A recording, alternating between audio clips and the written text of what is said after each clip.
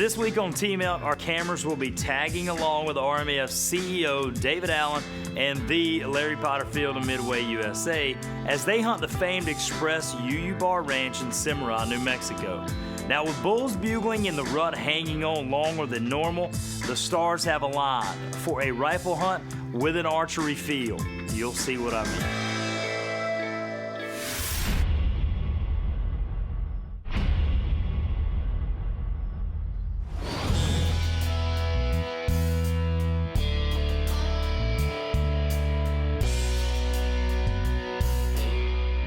Well, the main purpose of my hunt here was to come down to northern New Mexico and spend time with Larry. And both Larry and I have agreed that it was good to come and spend time together, get to know one another more. The Potterfield family, the MidwayUSA company, have got a great relationship with the Rocky Mountain Elk Foundation. And this is just an opportunity for David and I to spend some time together to see if we can enhance that partnership to have more impact on the future. What we've experienced this morning on probably 70% of most people's elk hunts, they won't see that many elk, in a year. Well, when we get big ranches that truly manage for elk, that they really manage the habitat for wildlife, this is exactly what you should expect. Yep.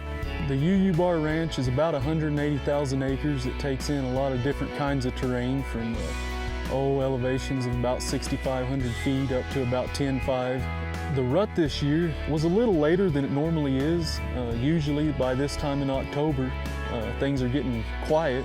There's lots of bugling going on, lots of rut activity. A lot of the bulls are starting to get broke, but it just changes the way we hunt, with rifle hunts going from more spot and stalk to more archery style tactics, doing a lot more walking, a lot more calling.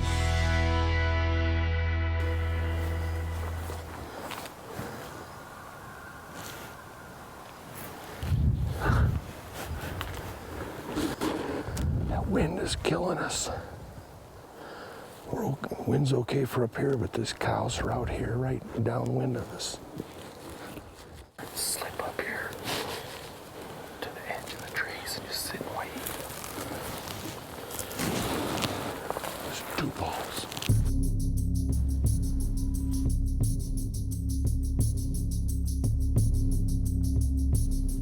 There's two of them.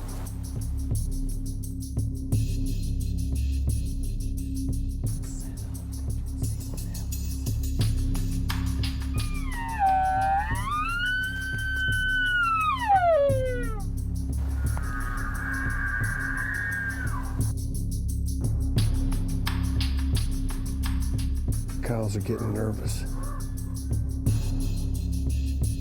This one's finally up.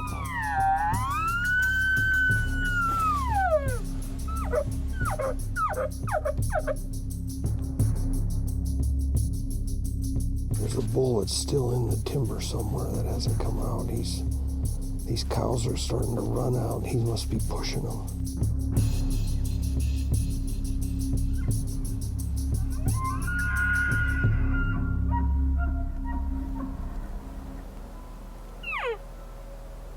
Well, we hung with them till dark. Probably 50, 60 head of elk came out of that timber.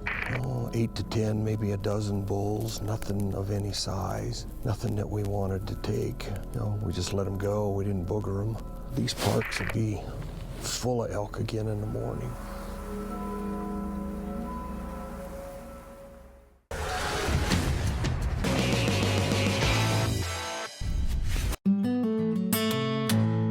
This week on Team Elk, RMEF CEO David Allen is hunting with Larry Potterfield, the owner and founder of MidwayUSA, one of the most popular retail hunting businesses in the United States. As many of you know, Mr. Potterfield has always had a thing for guns. Back home in Missouri, I remember a guy accusing me of having a PhD in gunology. Guns have always been a passion of mine.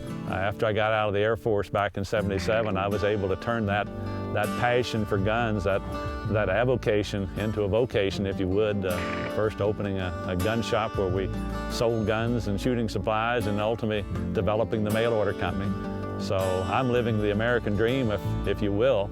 I've got a great family, I've got a great business, and I'm able to go hunting and fishing pretty regular throughout the year. Larry and Brenda Potterfield not only have the means to hunt often, but more importantly, the ability to contribute in a major way. You see, working to conserve wildlife habitat and pass on a hunting heritage is what's really important to them. When it comes to the family business, you've all heard Larry's signature catchphrase, just about everything for hunting, or thanks for your business. But the one quote that really represents the Potterfield family is, each of us has a responsibility to either give our time or to give our money. Let's change the future.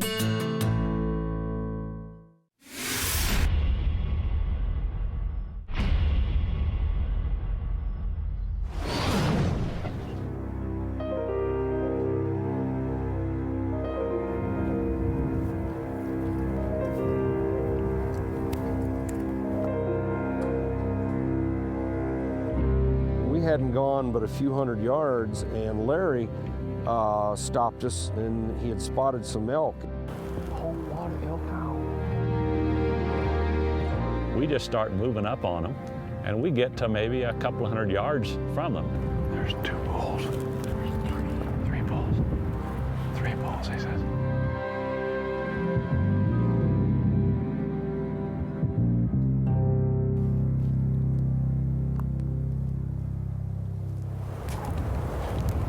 Very heavy. This bull was nothing special. We watched them for a little while. Some were bedded, some were up feeding. Because it turns out the big bull is bedded down. He's better than the other ones. The more we looked at him, the more we thought, well, maybe this bull is a shooter. And once he got up, we looked him over pretty good. He had real good fronts on him. So we decided that we were going to go ahead and take that bull if we got the opportunity. There's 2 cows that leave, 3 cows. Those cows may bust us with this wind, I don't know. I can't shoot him now, he's behind trees.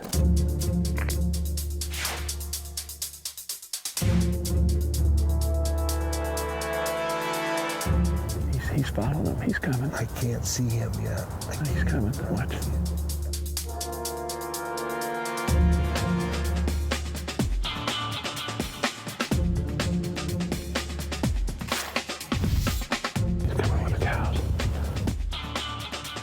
I got brush, I can't shoot him. Not yet, I can't.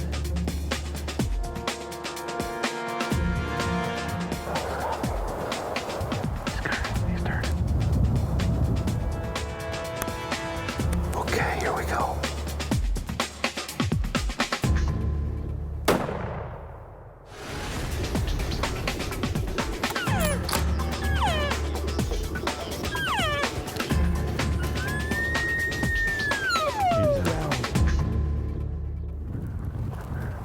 Just let him lay there.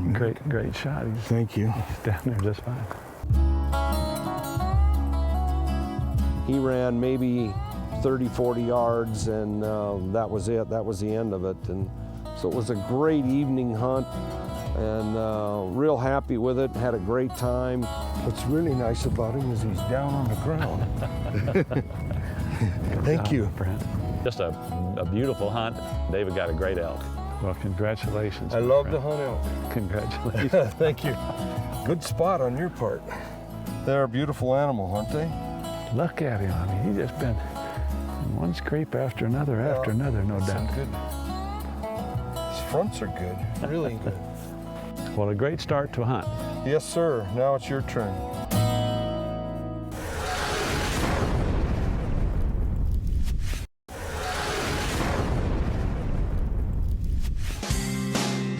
Larry, you brought some things that you wouldn't normally have unless you were collecting guns, so...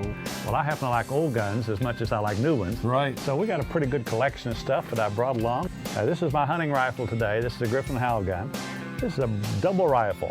This one is .303 British. This is a Winchester Model 52 Sporter here. It was made before and after World War II. the Nearly Perfect Safari Rifle. This is a rifle we built there on the Gun Tech set at Midway.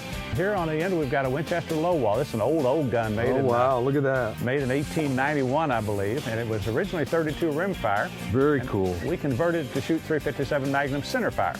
Larry is very much a teacher. You could just see how much he enjoyed teaching us about these guns. Oh, good shot, good shot. That's cool. That is very cool. Back home in Missouri, I remember a guy accusing me of having a PhD in gunology. I've always loved history, the history of the West, and I've always loved guns. We're lucky to have people like Larry because I think his legacy on wildlife is going to be huge. The people sitting in these chairs in the future are kids and grandkids, and we need to get them involved today in all the shooting and hunting activities that we can. Shooting gives us the opportunity to take kids out on a weekend or in the evening or whatever in the summertime and to get them engaged in an activity that they would do outside that would be very close to the hunting community. They're the ones that are going to control this vast hunting opportunities that exist and the conservation that exists. So we're absolutely thrilled, Brenda and I are, to support all the activities of the Rocky Mountain Elk Foundation. It's important to me personally, and it's important to the Elk Foundation as an organization.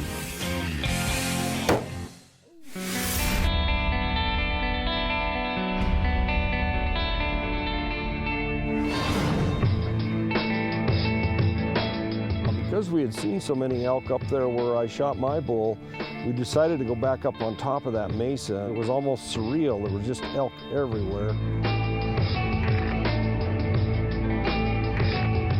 There's some average bulls in there, and there's so many that you really don't know if you've seen them all.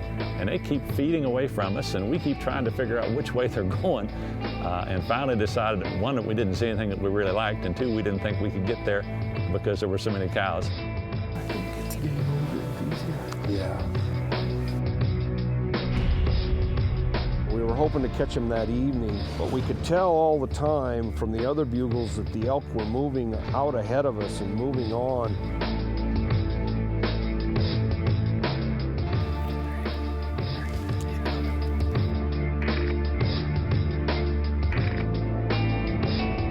Some days you can get them to come in, some days you can't. And some days they're big and some days they're small, but that's the reason we love elk hunting.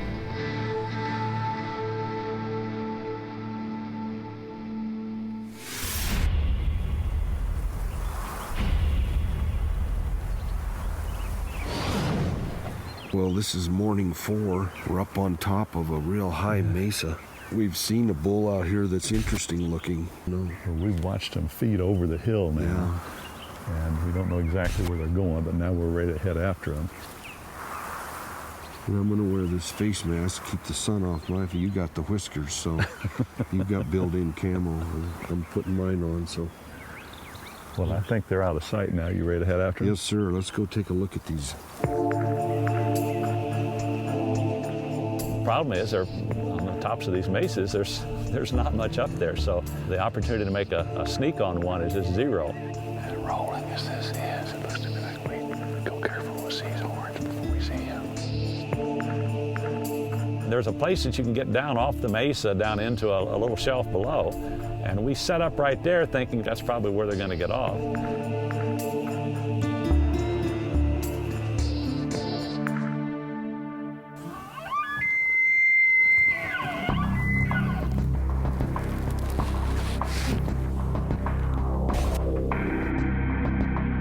We're a little bit out in the open so he can see us. He doesn't know what to do. And he stands there and looks at us for the longest time at 65 or 70 yards away.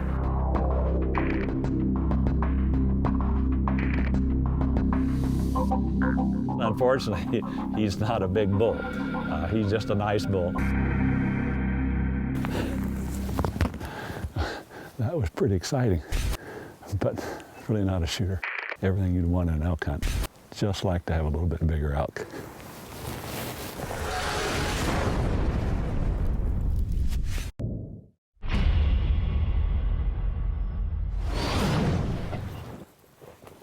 We're in the low country again, what we call canyon hunting. It was a really, really short setup. We didn't go but just a few hundred yards from the road, and we're right at the edge of a park, and the black timber is just 1,000 yards away is where I would say it was. And so the very first bugles there, you could see exactly where it was. We think probably he was bedded because time after time when he would respond to the bugle, he was in exactly the same place. I would think that it was 15 or 20 minutes of just call and respond and call and respond. And I've been sitting down through 2 or 3 more bugles, and all of a sudden they say, he's come out.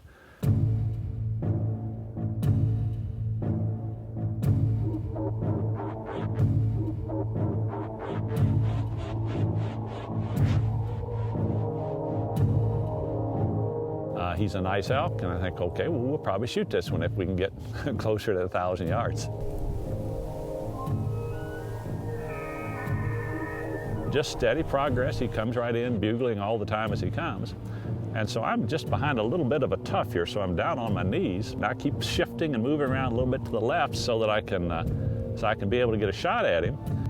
He finally comes in. I'm going to say he's probably not more than 60 or 70 yards away, but he's off to my right 60 or 70 yards, and there's a lot of brush between me and the bull.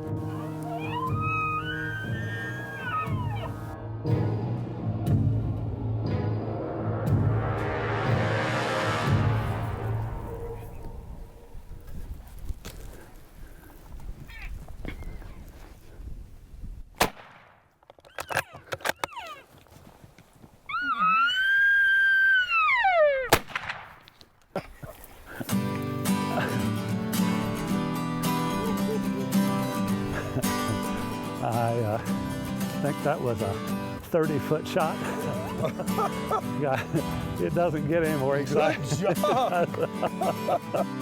What brought him in there like that? I guess you need my rangefinder. All of a sudden, he said, I got to get in there now. It was good calling. Look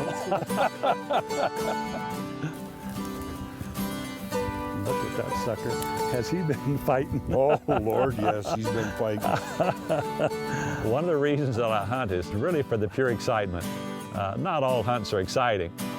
You hunt, you work hard, but once in a while something happens on a hunt that is truly memorable. And this is certainly the most memorable elk hunt that I've ever been on, and I don't know how I'll ever forget it. Well, well, I won't. You won't get many hunts like that. That is unbelievable. I'll never shoot a finer trophy than this one.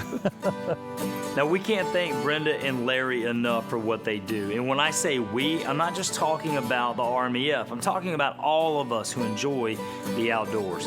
Larry says it best when he says that each of us has the responsibility to either give our time or to give our money.